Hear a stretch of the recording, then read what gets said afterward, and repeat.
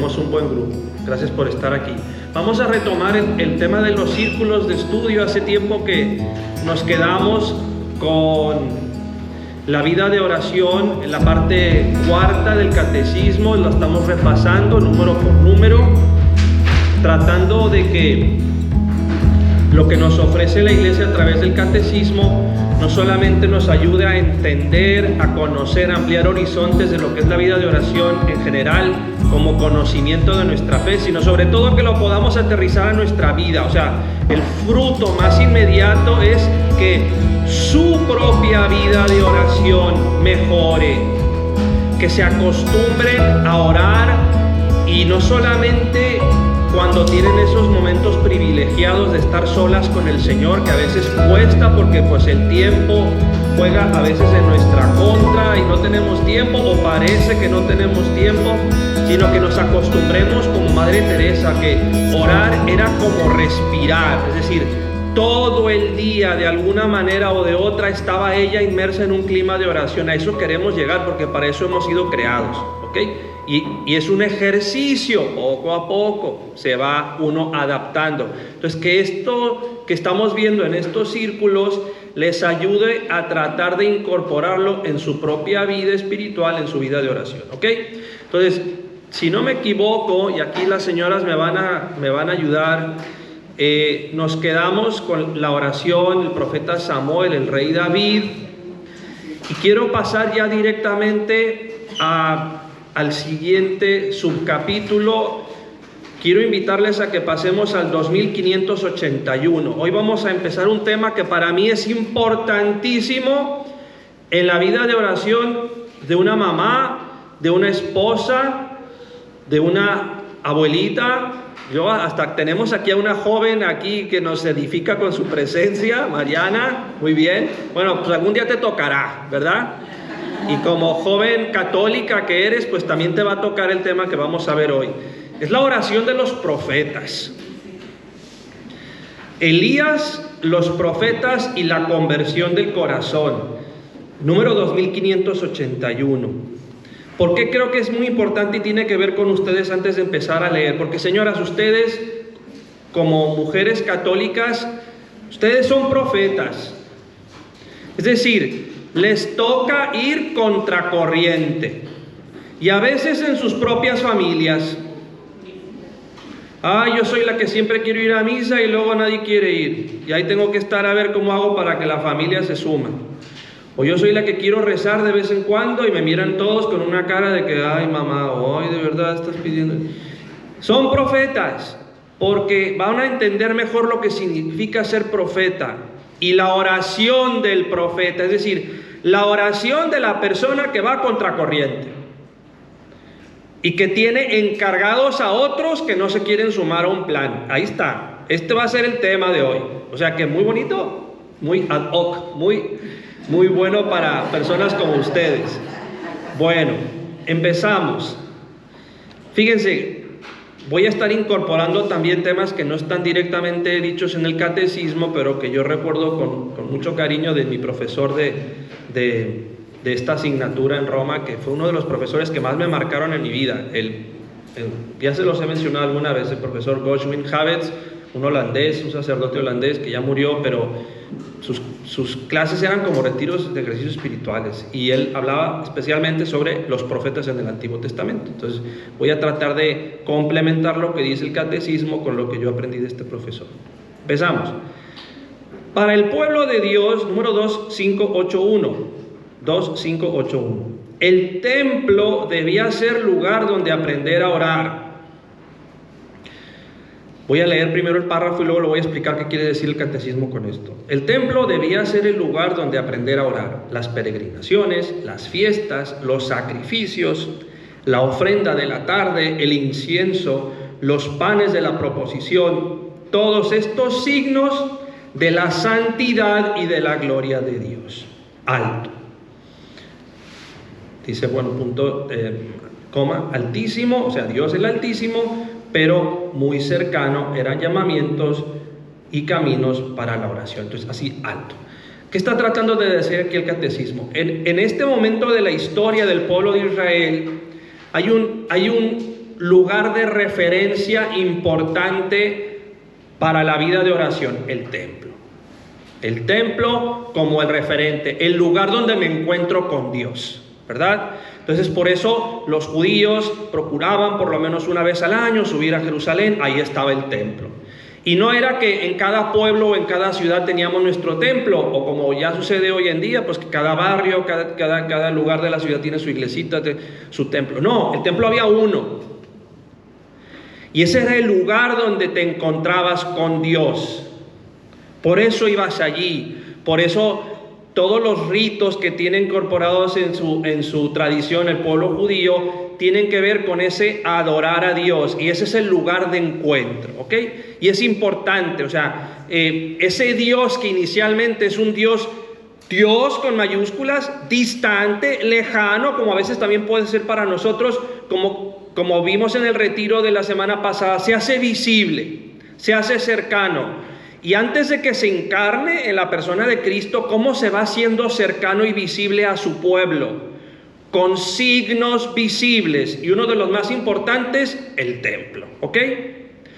Pero, y aquí está el pero. Siempre hay un pero, ¿verdad? No hay pero que valga. No hay pero que valga, eso me gusta. Sin embargo, el ritualismo... ¿Qué es un ritualismo? ¿Qué es el ritualismo? ¿Qué les suena que sea el ritualismo? Un rito repetido. Hacer las cosas sin corazón. Bien, va por ahí. Una cosa es rito y otra cosa es ritualismo. Es como la exageración del rito, es como la desorientación del rito. El medio se convierte en fin. Y se va perdiendo el sentido de lo que estoy haciendo y por qué lo estoy haciendo. Como sucede muchas veces hoy en nuestros días. ¿Por qué voy a misa el domingo? Pues porque tengo que ir.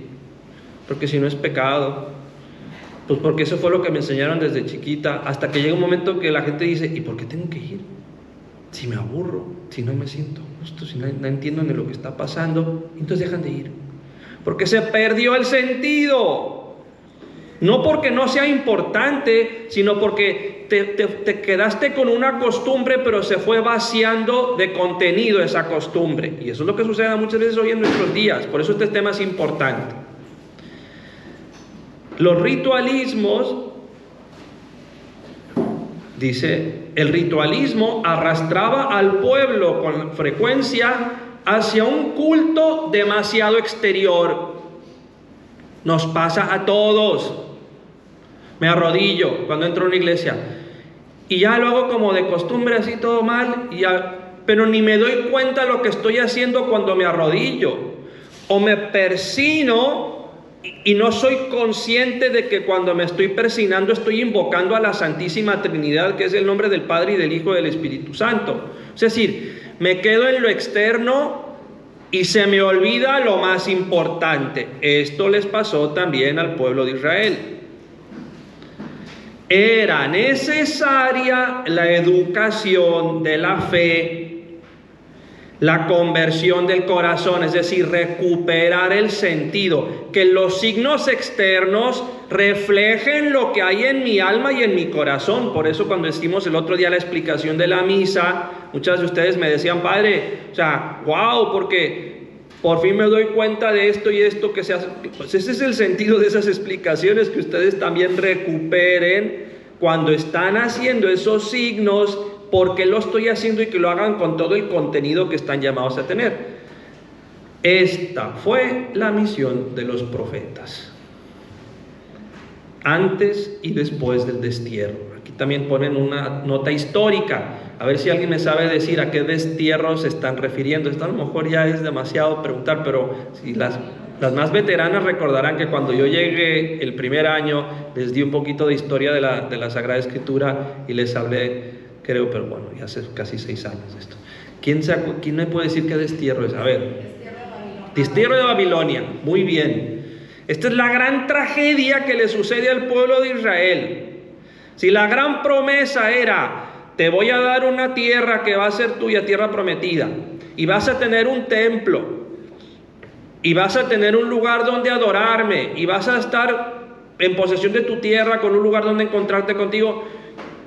Lo pierden todo con la invasión de Babilonia y además pierden su tierra, pierden el templo, pierden de alguna manera hasta su identidad, se convierten en esclavos. Este pueblo que había salido de la esclavitud en Egipto, como si volviera en Egipto, pero ahora en vez de Egipto es Babilonia. Ese es el destierro. Entonces es una tragedia. En el pueblo de Israel se está refiriendo a esto, pero este no es el tema de hoy. La misión de los profetas antes y después del destierro es la misma.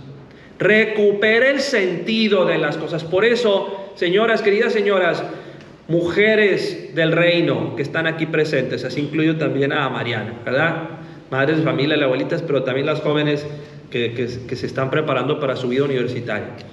Ustedes están llamadas a ser profetas, porque desde su propia fe, que ustedes ya tienen y por eso están aquí y están tratando de formarse y aumentar esa fe, claro, ya lo hemos dicho muchas veces y de varios modos, es para también llevarlo a los demás. En ese llevarlo a los demás van contracorriente y les toca ayudar a otros a que recuperen el sentido de las cosas. Y la vida de los profetas es muy ingrata. En toda la vida de los profetas, hoy vamos a ver al más importante, digamos al jefe de los profetas, que es Elías, el principal, el más reconocido, pero no es el único. De Isaías, Jeremías, Ezequiel, Daniel, o sea, hay muchos profetas. Pero en Elías vamos a ver lo que sucede con todos los profetas.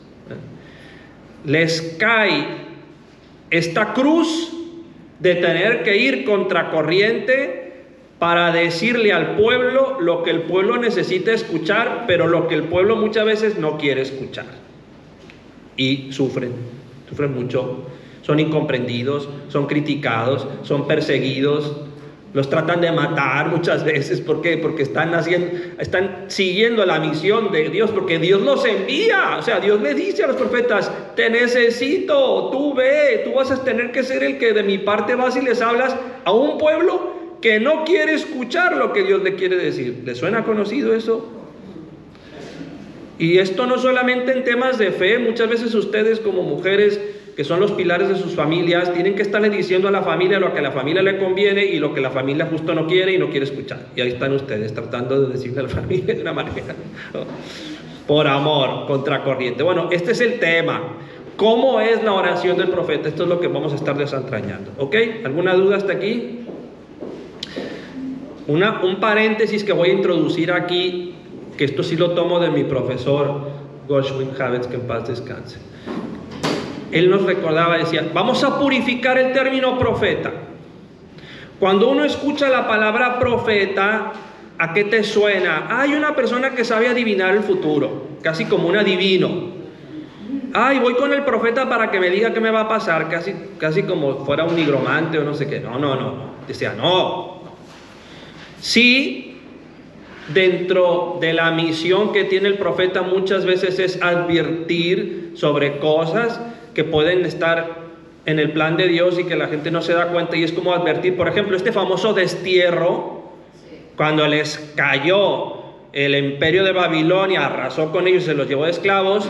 Ahí estaban los profetas: estamos mal, si no cambiamos nos van a venir y nos van a arrasar. Y cállate, no, tú no que sabes, tú no sé qué. Y sucedió lo que el profeta estaba advirtiendo que iba a suceder, ¿no? O sea, sí que hay a veces una característica como de alguien que ve más allá, y porque ve más allá y está advirtiendo, está diciendo algo que puede llegar a pasar y los demás no se dan cuenta, y luego llega y pasa eso.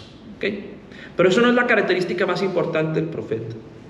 Fíjense lo que me decía mi profesor, nos decía cuando al grupo que lo tuvimos como profesor, que tuvimos la gracia de tenerlo como profesor, decía: el profeta se mueve en 3 coordenadas: pasado, presente y futuro. La primera misión del profeta es la de recordar a ese pueblo, y ustedes pueden pensar en su propia familia, recordar todo lo que Dios ha hecho en nuestra vida, todas las promesas que Él en su momento ofreció y ha ido cumpliendo. Ustedes también como profetas, mujeres profetas, lo primero es tener presente las acciones de Dios en su vida y en la vida de su familia y que no se les olvide a su gente. Por eso, como la Santísima Virgen, ¿no? Que María guardaba todas estas cosas y las meditaba en su corazón. Ustedes son las primeras que han de estar siempre recordando. Yo que sé, les reto en este momento, les reto sanamente, ¿no? Digo, cordialmente, que hagan una lista de momentos donde ustedes saben que en su vida actuó Dios, donde Dios ha estado grande. Ustedes son testigos de eso. Y ustedes como profetas han de estarle recordando a los demás de su entorno. No se nos olvide que ¿se acuerdan cuando estábamos ahí con esta situación y verdad que Dios actuó?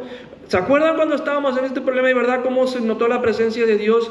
Que no se nos olvide. ¿Por qué? Decía mi profesor.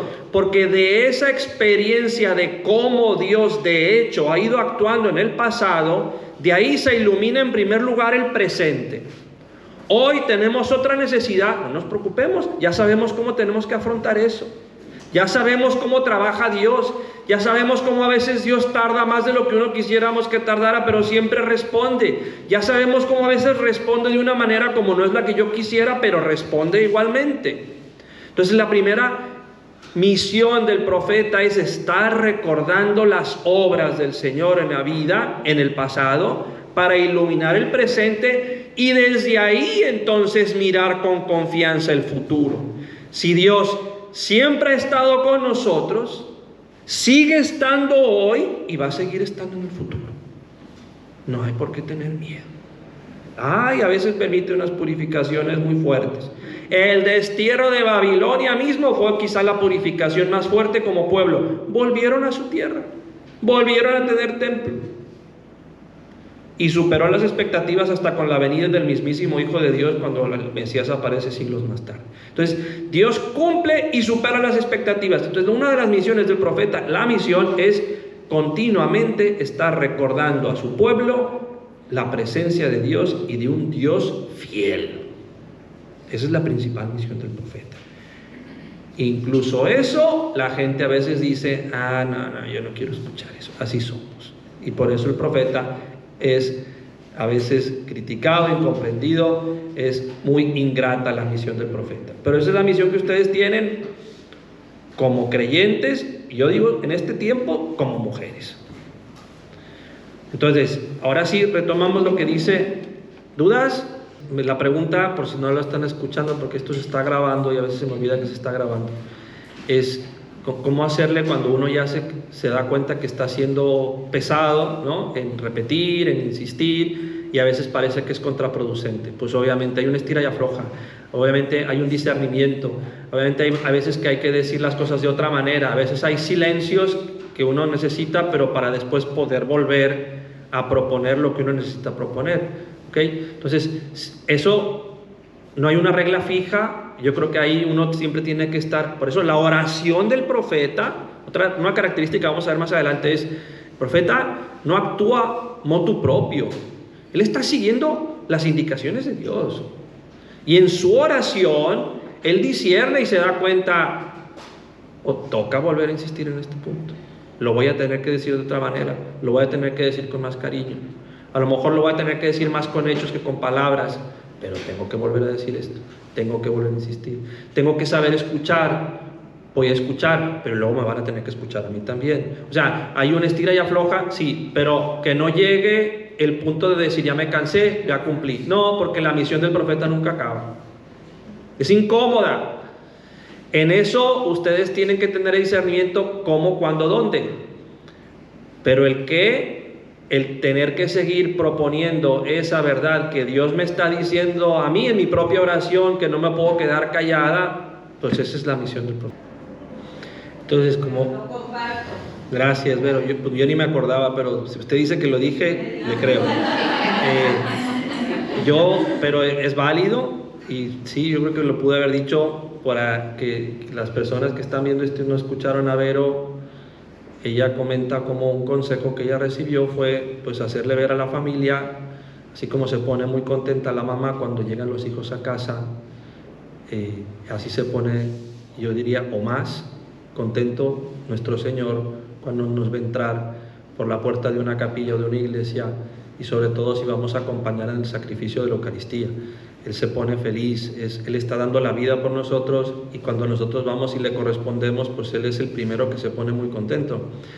Claro, volvimos al tema, lo que acabamos de escuchar, el ritualismo arrastraba al pueblo a un culto demasiado exterior, como lo sucede con nosotros hoy en día con nuestras misas. O sea, pensamos que por estar ahí físicamente en un domingo, que ya tiene mérito, ya cumplí. ¿Dónde está tu corazón? ¿Dónde está tu mente y tu corazón cuando estás ahí? Si tu corazón y tu mente están en otro lado, no me sorprenda que te aburres y que dices, ¿por qué tengo que venir? Porque te estás perdiendo la parte más importante. Pero sí hace falta una catequesis, y los profetas también son los primeros catequistas, ¿verdad? Que acompañan también enseñando. Por eso aquí formamos apóstoles, formamos mujeres que sean capaces de poder llevar esto a los demás. Esto es lo que estamos haciendo. Y hoy Elías nos da el ejemplo. Dios mismo te quiere decir, y respeto tu libertad, pero, o sea, ahí está la función. Estamos poniendo ejemplos. Ok, sigo. El profeta anuncia el grito del pueblo en respuesta a su oración sobre el monte Carmelo. Está poniendo ejemplos de la vida del profeta Elías. Esto no lo voy a desarrollar porque ya lo vimos. Es esa batalla que cuando tuvimos el retiro de las mujeres malas y mujeres buenas del Antiguo Testamento, de la Sagrada Escritura, quienes estuvieron ahí, ya hablamos de la famosa Jezabel, que era terrible. La reina Jezabel, ahí fue donde explicamos ese pasaje de el profeta Elías en el monte Carmelo contra los 400 sacerdotes de Baal. No lo voy a repetir. Hay momentos a veces donde se dan, eso es lo que está tratando de decir el catecismo, luchas tremendas, muy llamativas, y ahí está el profeta. Pero también hay momentos donde parece que está trabajando el profeta sin que nadie se dé cuenta. El profeta trabaja 24/7, o sea, siempre es profeta, en lo pequeño y en lo grande. Y luego refieren aquí el Santiago Apóstol en su carta, que está en el Nuevo Testamento, donde dice: la oración ferviente del justo tiene mucho poder, refiriéndola al profeta. La oración del profeta tiene mucho poder. Si Dios te está encargando una misión importante como profeta en tu familia, Él provee. Y tu oración es de ahí donde sacas la fuerza. Es la oración potente del profeta, pero esa oración no puede faltar. Ahora sí nos vamos al siguiente número, que es donde quería llegar antes de que se me acabe el tiempo hoy. 2583. Hay como una pedagogía en la formación del profeta. De tu vocación como profeta, Dios, que te quiere, punto, te quiere. Y además te quiere que le ayudes con tu ministerio de profeta en tu familia, en tu entorno, en tu equipo, en donde estés. Él ya sabe lo que necesitas. Él es el primero que te lo quiere dar, pero Él necesita que tú lo vengas a buscar. Y hay una pedagogía, como que Él mismo va preparando. Ustedes, señoras, yo aquí de nuevo, cariñosamente, amablemente les reto a que descubran en su propia vida cómo el Señor las ha ido llevando, cómo les respeta cuando ustedes de repente como que se alejan un poquito, se confunden, se enfrían, pero no deja de mandar señales, y cómo les confirma cuando se acercan, y cómo de repente actúa de una manera que ustedes ni se imaginaban que iban a actuar, como para decir: aquí estoy. Cada una tiene su propia historia y sabrá descubrir cómo el Señor nos ha ido llevando, ¿verdad? Eso es muy importante. Eso también forma parte de la oración del profeta. Recuerden lo que les dije, la primera parte de la oración del profeta es recordar las acciones de Dios en nuestro pasado, porque esto nos anima a que descubramos su presencia en el presente y que reconozcamos que va a seguir estando en el futuro. Entonces, desde ahí vamos a entender vamos a conocer cómo fue la pedagogía en la vida del profeta Elías. Dice el número 2583, después de haber aprendido la misericordia en su retiro del torrente Querit, Elías enseña a la viuda de Sarepta la fe en la palabra de Dios. ¡Alto! Es que el catecismo a veces pasa muy rápido, ¿no? Esta pedagogía del torrente Querit, sí quiero que la conozcan. Y esto es un pasaje muy bonito. Está en el primer libro de los Reyes, Sagrada Escritura. Primer libro de los Reyes, capítulo 17. Cuando uno va al primer libro de los Reyes, capítulo 17, de hecho se titula el ciclo de Elías. O sea, a partir de aquí es donde aparece Elías en escena. Paso rápidamente por los primeros versículos. ¿Qué está sucediendo? Elías es enviado al rey, que es un rey bastante inútil, que no está haciendo las cosas bien, y como es el rey, pues lo que no está haciendo bien afecta a todo el pueblo. Entonces Dios le dice a Elías: Elías, tienes que ir al rey y tienes que decirle que las cosas no están bien. Y ahí va el pobre profeta, ¿no? Entonces le dice: va a venir una sequía. A ver si así te das cuenta que tú no eres el rey con mayúsculas y que estás haciendo las cosas mal, y a ver si una prueba, una purificación. Pero inmediatamente después de eso, versículo 2, la palabra de Yahvé llegó a Elías. Vean, esto siempre aparece en la vida de los profetas. La iniciativa es de Dios. Siempre es Dios el que va por delante. Siempre Dios tiene un plan. Señoras, en sus vidas, en sus familias, Dios siempre tiene un plan. Siempre. Y la labor del profeta es estar continuamente en sintonía por dónde va el plan de Dios para que yo me pueda sumar. Y cuando yo lo voy entendiendo, así se lo puedo hacer ver a los demás, que normalmente no me lo van a creer o no van a querer ese plan. Pero ahí está la labor ingrata del profeta. Algunos sí te escuchará, algunos sí lo creerá, y tan solo por eso vale la pena. Empezando por ti. Pero Dios siempre tiene un plan. Siempre, aunque parezca que no. Es impresionante. Yo esto lo descubro en mi vida todos los días. Impresionante. Entonces le dice Dios a Elías: sal de aquí, dirígete hacia oriente y escóndete en el torrente de Querit. Está el famoso torrente Querit que acaba de mencionar el catecismo, que está frente al Jordán. Fíjense lo que le dice. Esto que le está diciendo Yahvé Dios a Elías es para formarlo a él. Ya es profeta, ya está yendo al rey a decirle y que esto no está bien, pero tiene mucha misión por delante y va a tener que hacer cosas todavía más difíciles. Entonces como que se lo lleva de retiro. Por cierto, un spot publicitario, que en marzo no se olviden que tenemos nuestros retiros en Manresa, porque ustedes también necesitan retiro. Ahí es donde se escucha a Dios.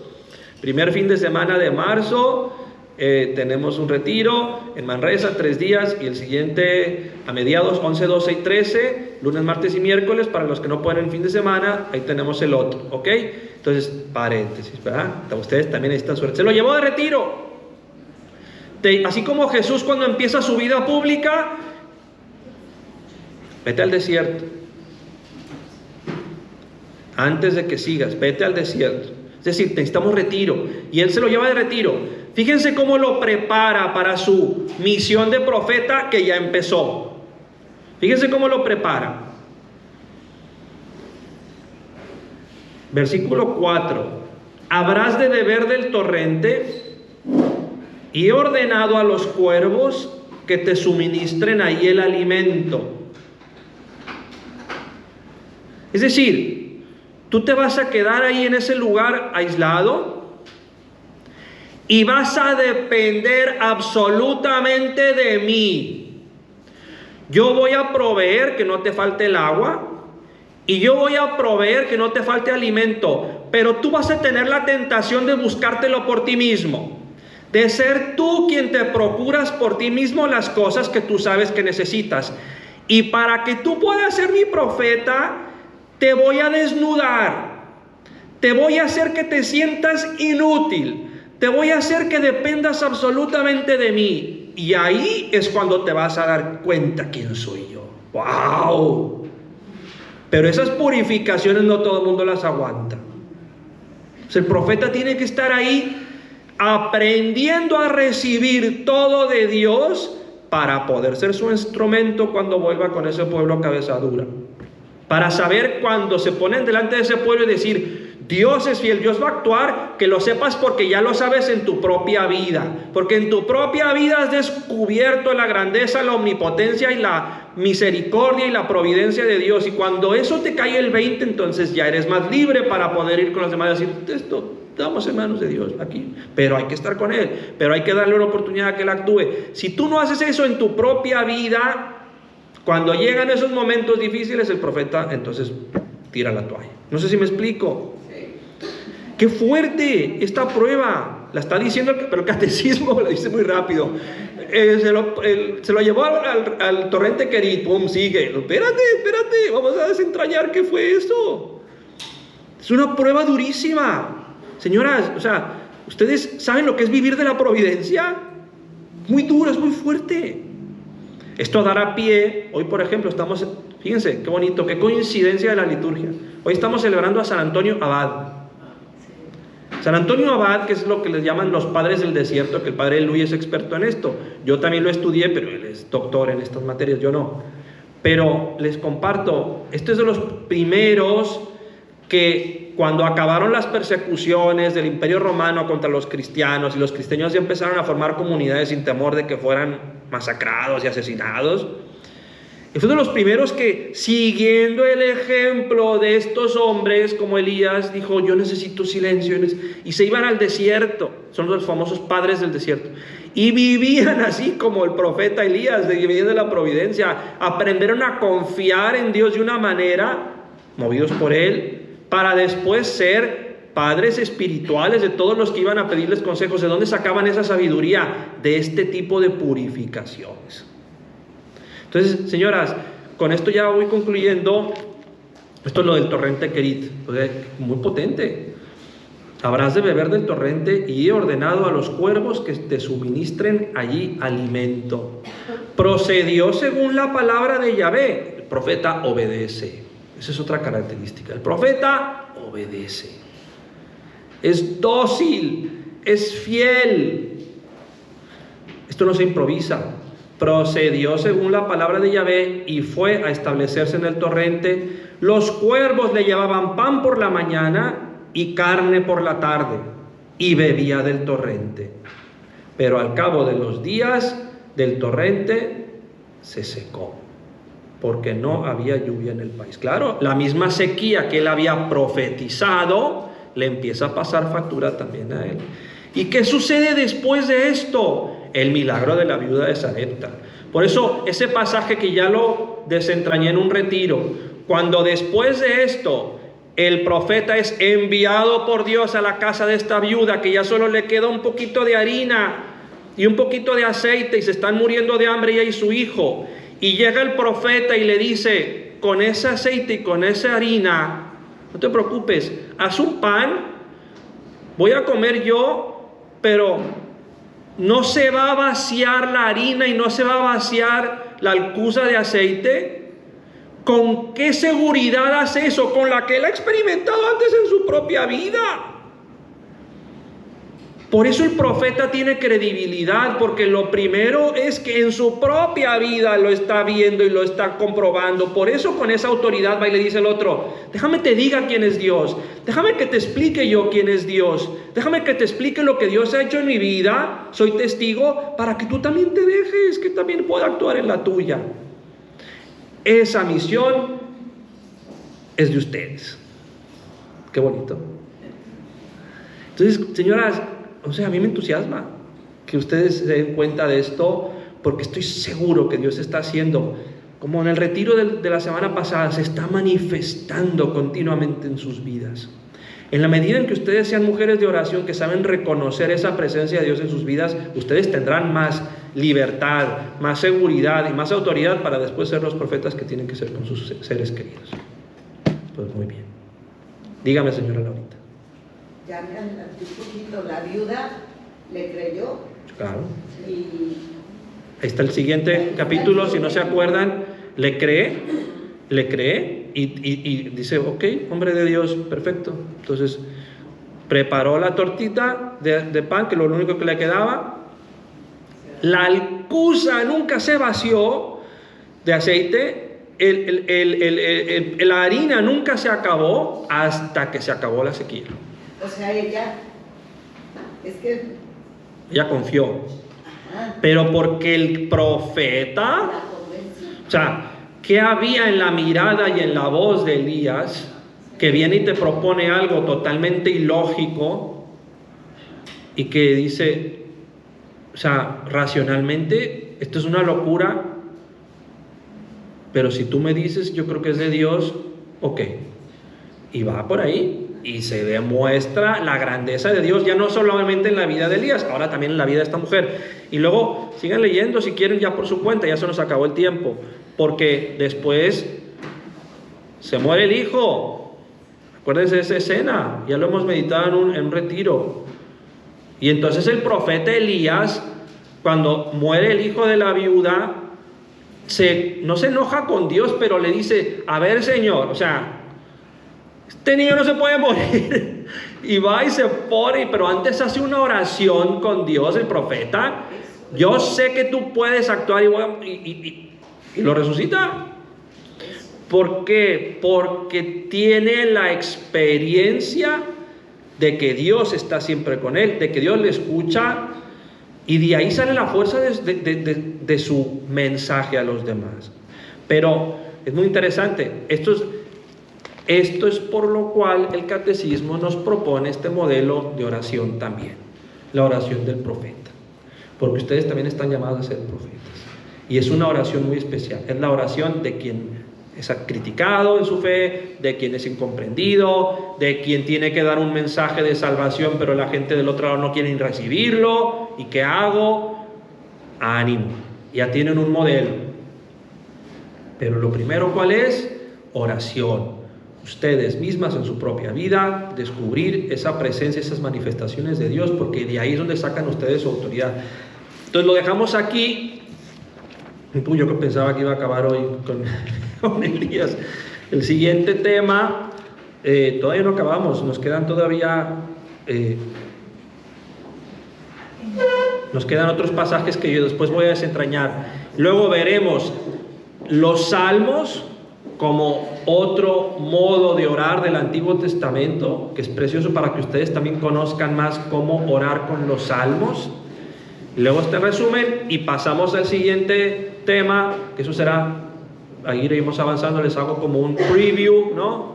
Una previsión de por dónde vamos. Acabando con Elías vamos a ver la oración con los salmos, acabando los salmos ya es la oración en nuestro Señor Jesucristo, que eso sí va a ser, imagínense, si estamos viendo en Elías, imagínense la oración en nuestro Señor Jesucristo.